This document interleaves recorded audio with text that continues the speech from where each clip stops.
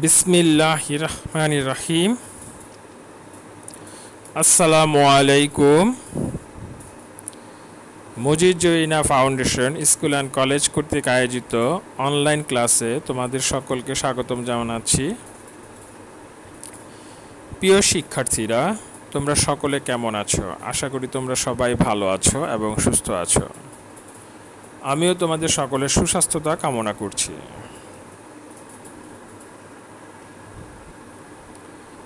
আমি মোহাম্মদ নুরুজ্জামান হোসেন, প্রভাষক, হিসাব বিজ্ঞান বিভাগ, Majid Joyina foundation school and college.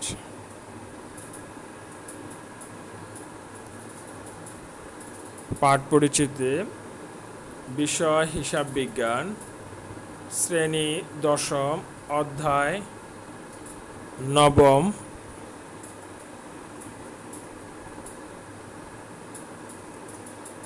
অধ্যায়টি হবে দশম, আর বিষয়বস্তু হচ্ছে আর্থিক বিবরণী, সৃজনশীল প্রশ্ন।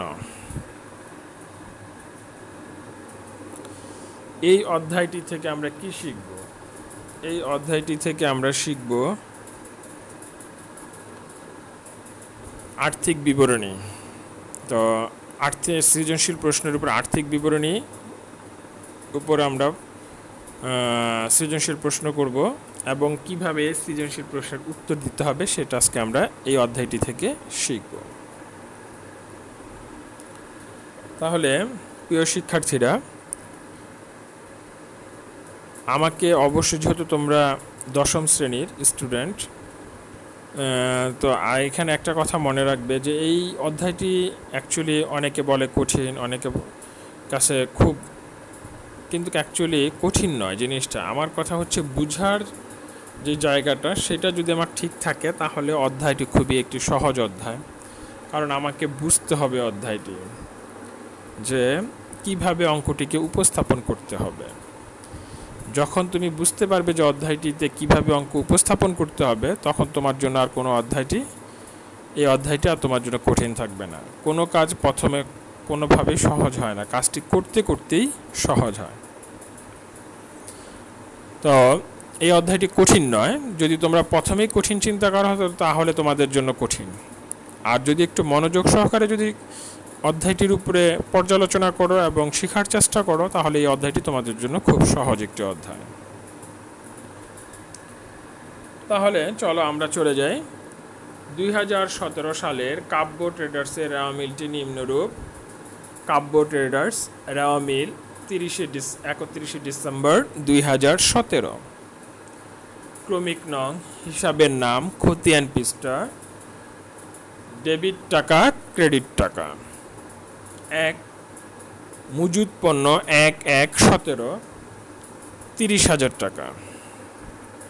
মজুদ পণ্য 1/1/17 30,000 টাকা। 2, পণ্য ক্রয় ও বিক্রয়।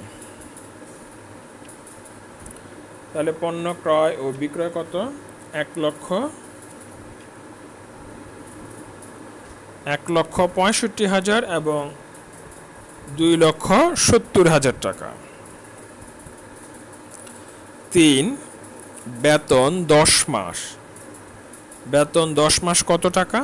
20,000 টাকা। 4, ফেরত 2,500 টাকা। 5, শুল্ক 5,000 টাকা। 6, মণিহারি 3,000 টাকা। 7, পরিবহন 7,000 টাকা। 8, বিজ্ঞাপন 8 বছর 4,000 টাকা। 9, কারবারি বাট্টা 3,000 টাকা। 10, আসবাবপত্র 50,000 টাকা। 11, ইজারা সম্পদ 20 বছর 1 লক্ষ টাকা।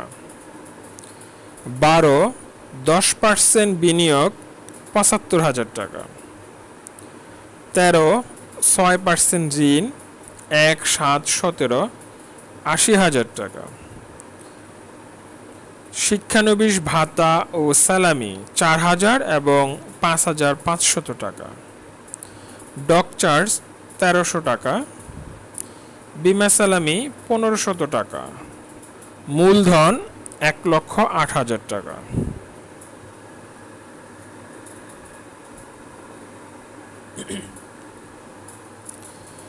তাহলে এই হচ্ছে আমার উদ্দীপক। এবার উদ্দীপকের অন্যান্য তথ্যগুলিগুলো আমি একটু দেখি। কতে বলা হয়েছে সমাপনী মজুত পণ্য 40,000 টাকা, যার বাজার মূল্য 37,500। খতে বলা হয়েছে অব্যবহৃত মণিহারি 500 টাকা। গতে বলা হয়েছে আসবাবপত্রের অবচয় 10%। ঘতে বলা হয়েছে বিমা সালামি 31/3/18 পর্যন্ত 1 বছরের জন্য। ক নিট ক্রয়ের পরিমাণ নির্ণয় করো। খতে বলা হয়েছে মোট লাভ বা ক্ষতির পরিমাণ নির্ণয় করো। গতে বলা হয়েছে নিট লাভ বা ক্ষতির পরিমাণ নির্ণয় করো। এটা হচ্ছে আমার উদ্দীপক। এবার উদ্দীপক থেকে আমাকে ক্রমান্বয়ে সমস্ত তথ্যাদিগুলো বের করতে হবে। প্রথমত বলা হয়েছে নিট ক্রয়ের পরিমাণ নির্ণয় করে। নিট ক্রয়ের পরিমাণ নির্ণয় করতে গেলে অবশ্যই আমাকে ক্রয়ের সাথে আনুষঙ্গিক যে খরচগুলো আছে যোগ বিয়োগ করার পরে, যে তথ্যাদিগুলো আছে যোগ বিয়োগ করার পরে যা থাকবে সেটাই হচ্ছে আমার নিট ক্রয়ের পরিমাণ। তাহলে দেখো এখানে আমার ক্রয় হচ্ছে 1,65,000 টাকা। এবার প্রথমত দেখো যে ক্রয়ের সাথে ফেরত কথা আছে কিনা। তাহলে দেখি আমরা ক্রয়ের সাথে ফেরত আছে কত 1,500 টাকা। তাহলে 1,65,000 টাকা থেকে আমরা 1,500 টাকা বাদ দিব। বাদ দিলে থাকছে কত 1,63,500 টাকা। এবার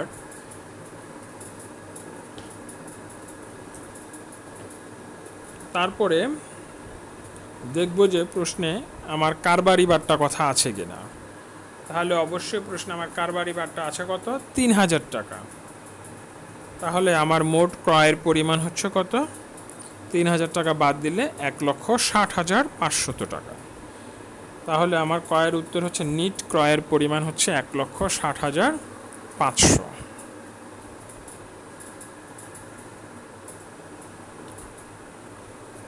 খতে কি বলছে? খতে বলা হয়েছে কাব্য ট্রেডার্সের বিশদ আয় বিবরণী আংশিক করতে বলছে। সে আংশিকটা কি 2017 সালের 31 ডিসেম্বর তারিখে সমাপ্ত বছর এটা লিখবে। তার মানে শুধু বলছে মোট মুনাফাটা নির্ণয় করতে। তাহলে আমরা মোট মুনাফা নির্ণয় করি।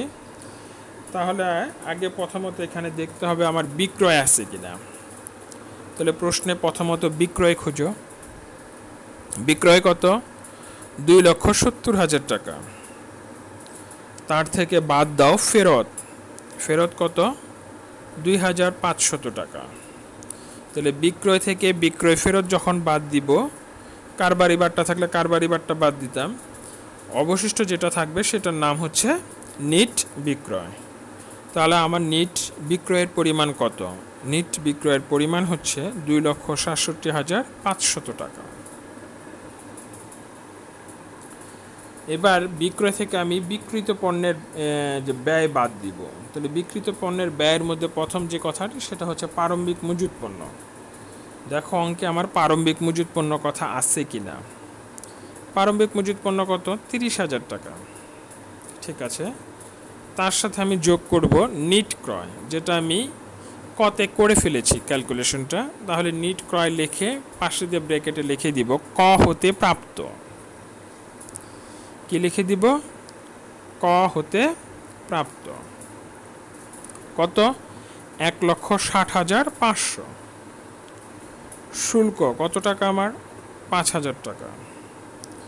পরিবহন কত 7,000 টাকা। ডক চার্জ 1,300 টাকা। এখন কথা হচ্ছে এই কথাগুলো তো আমি এখান থেকে দেখে বলে দিলাম, তো এইগুলো কোথায় আসছে? তাহলে আমার পিছে একটু যেতে হবে অঙ্কে। এই যে দেখো অঙ্কে বলে দেওয়া আছে শুল্ক দেওয়া আছে কত 5,000 টাকা। পরিবহন দেওয়া আছে কত টাকা 7,000 টাকা। আর শেষে একদম নিচের দিকে দেখো ডক চার্জ দেওয়া আছে 1,300 টাকা। এই তিনটা হচ্ছে আমার বিক্রিত পণ্যের ব্যয়ের অংশ। তাহলে প্রারম্ভিক মজুত পণ্য, নিট ক্রয়, শুল্ক, পরিবহন, ডক চার্জ এইগুলো যোগ করব। যোগ করলে কত আসতেছে আমার? 2,03,800 টাকা। তার থেকে আমি বাদ দিব সমাপনী মজুত পণ্য। সমাপনী মজুত পণ্যের মূল্য কত, যেটা সমন্বয়ে বলে দেওয়া আছে, 37,500 টাকা। তাহলে আমার বাদ দেওয়ার পরে বিক্রিত পণ্যের ব্যয়ের পরিমাণ হচ্ছে 1,66,300 টাকা। 1,66,300। তাহলে বিক্রয় থেকে যখন আমি বিক্রিত পণ্যের ব্যয় বাদ দিব তখন আমার মোট মুনাফা বের হয়ে যাবে। তাহলে মোট মুনাফার পরিমাণ কত আমার? 1,01,200 টাকা। আশা করি তোমরা আমার কথাটি বুঝতে পেরেছ। এবার আমি গয়ের উত্তরে চলে যাব। তো মোট মুনাফা নির্ণয়ের সূত্র কি? বিক্রয় থেকে বিক্রিত পণ্যের ব্যয় বাদ দিলেই মোট মুনাফা বের হয়ে যাবে। এবার আসি আমার গয়ের উত্তরে। গতে কি বলা হয়েছে? গতে বলা হয়েছে নিট মুনাফার পরিমাণ নির্ণয় করো। তাহলে খুব মনোযোগ সহকারে আমাকে এখানে কাজ করতে হবে। নিট মুনাফার পরিমাণ নির্ণয় করার ক্ষেত্রে উপরে যে কাব্য ট্রেডার্স বিশদ আয় বিবরণী 2017 সালের 31 ডিসেম্বর তারিখে সমাপ্ত বছর বিবরণ, টাকার ঘর হবে 3টা, টাকা টাকা টাকা।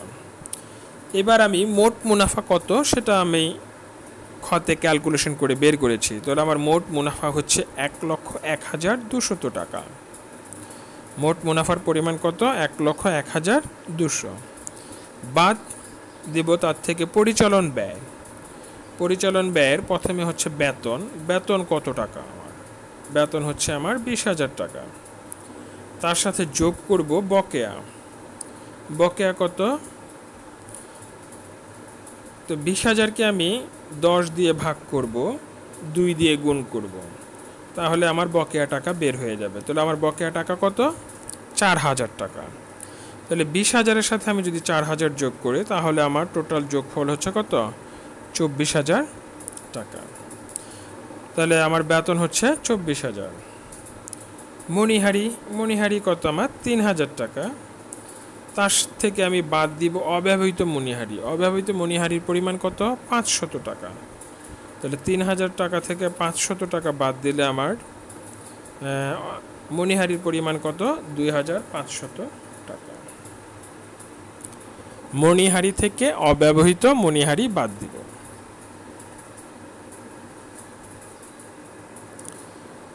তারপরে হচ্ছে কি বিজ্ঞাপন। বিজ্ঞাপন হচ্ছে কত? 4,000। তার থেকে আমি বিলম্বিত বিজ্ঞাপন বাদ দিব। বিলম্বিত বিজ্ঞাপন কি বলছে? আমরা একটু অঙ্কের দিকে চলে যাই,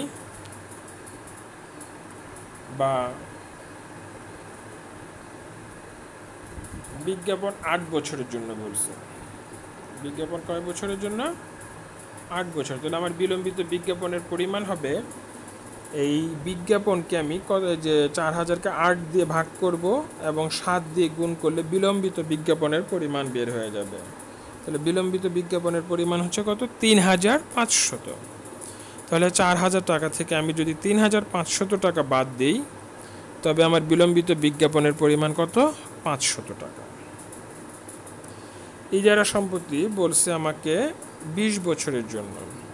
তাহলে 1,00,000-কে 20 দিয়ে ভাগ দিলে আমার 1 বছরের টাকা বের হয়ে যাবে। তাহলে আমার ইজারা সম্পত্তির অবলোপনের পরিমাণ হচ্ছে কত টাকা? 5,000 টাকা। এবার আসো বিমা সালামি। বিমা সালামি কত? 1,500 টাকা। তাহলে বাদ অগ্রিম। তাহলে অগ্রিমটা আমরা কিভাবে বাদ দিব? পিছিয়ে একটু চলে যাই।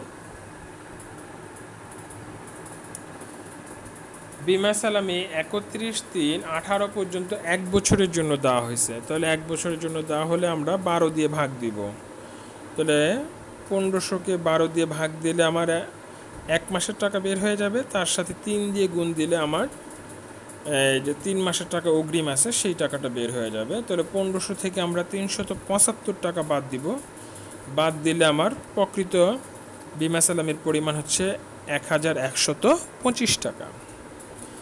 তারপরে আসবাবপত্রের অবচয় কত? 50,000-এর 10%, কত? 5,000 টাকা। এবার এইগুলো সব একত্রে ক্রমান্বয়ে যোগ করব। যোগ করলে আমার পরিচালন ব্যয় হচ্ছে কত? ৩৮,১২৫। তাহলে মোট মুনাফা থেকে যদি আমি পরিচালন ব্যয় বাদ দেই তাহলে আমার পরিচালন মুনাফা কত বা পরিচালন আয় কত সেটা বের হয়ে যাবে। তো পরিচালন মুনাফার পরিমাণ হচ্ছে ৬৩,০৭৫ টাকা।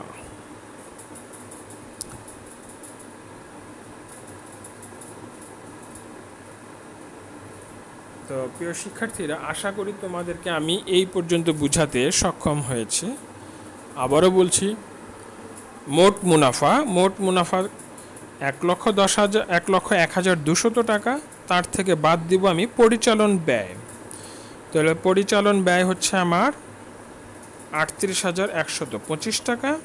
বাদ দিলে যেটা বের হবে সেটা হচ্ছে পরিচালন মুনাফা ৬৩,০৭৫ টাকা। এবার তার সাথে আমার যোগ করব অন্যান্য আয়।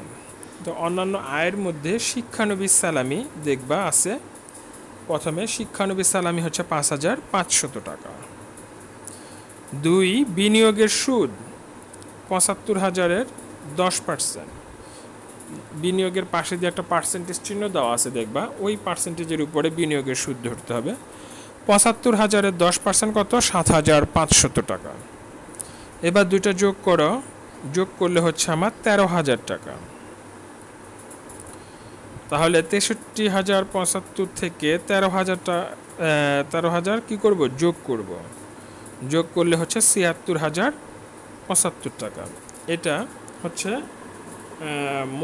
পরিচালন মুনাফার সাথে অন্যান্য আয় যোগ করার পর। এবার অন্যান্য ব্যয় আমি বাদ দিব। অন্যান্য ব্যয়ের মধ্যে কি শিক্ষানবিশ ভাতা দেওয়া আছে ৪,০০০ টাকা। তারপরে হচ্ছে ঋণের সুদ, দেখবা যে পাশে দিয়ে বলে দেওয়া আছে ৬% হারে। ৮০,০০০-এর ৬%। আর যেহেতু এটা মাঝামাঝি সময় নিয়েছে তাই এটা ৬ মাসের সুদ পাবে। তাহলে ৮০,০০০-এর ৬% এবং ৬ মাসের সুদ ধরলে পাবো আমরা ২৪০০ টাকা। এবার দুটা যোগ করব, ২৪০০ এবং ৪,০০০। তাহলে আমার হচ্ছে ৬,৪০০ টাকা। এবার আমি এই অপরিচালন ব্যয় বা অন্যান্য ব্যয় বাদ দিলে যেটা পাবো তার নাম হচ্ছে নিট মুনাফা। নিট মুনাফার পরিমাণ হচ্ছে ৬৯,৬৭৫ টাকা। তাহলে প্রিয় শিক্ষার্থীরা, কিভাবে এই নিট মুনাফা নির্ণয় করতে হবে তা আমি তোমাদেরকে খুব সুন্দর করে সহজভাবে উপস্থাপন করে দিলাম। আর যদি এক কথায় যদি জানতে চাই তাহলে মোট মুনাফা থেকে যখন পরিচালন ব্যয় বাদ দিব তখন পরিচালন মুনাফা বের হবে। পরিচালন মুনাফার সাথে যখন অন্যান্য আয় যোগ করব এবং অন্যান্য ব্যয় বিয়োগ করার পরে যা পাবো বা যা নির্ণয় করব সেটার নামই হচ্ছে নিট মুনাফা। এখন আমার প্রশ্ন থাকছে যে পরীক্ষার হলে কি থাকবে? এই নিট মুনাফা পর্যন্ত বা মালিকানা? পরীক্ষার হলে আমার নিট মুনাফা নয়, আর্থিক অবস্থা বিবরণী পর্যন্ত থাকবে। অবশ্যই আমরা বাসায় এটা বেশি বেশি করে চর্চা করব এবং প্র্যাকটিস করব। আর মূল কথা হচ্ছে চর্চার কোনো বিকল্প নাই। যখন আমি এটা ভালো করে চর্চা করব বা বেশি বেশি মনোযোগ সহকারে কাজটি করব তবেই আমি অঙ্কটি করতে পারবো। তো তোমরা প্রথমত যেই কাজটি করবে, উদ্দীপকটি খাতায় তুলে নিবে, তথ্যাদিগুলো খাতায় তুলে নিবে, তারপর 3টা অঙ্কর সলিউশনে খাতায় তুলে নিবে। নেওয়ার পরে তারপরে তোমরা আমার কথাগুলো শুনে শুনে সেগুলো মিল করবে, কোথায় কি সমস্যা সেটা চিহ্নিত করবে, কোথায় বুঝতে না পারলে সেটা আমার কাছে জানার চেষ্টা করবে। তারপরে আমার থেকে যখন সমস্যার সমাধান নিয়ে যখন আবার সমস্যাটা সমাধান করবে, আশা করি তোমাদের এটা ওকে হয়ে যাবে।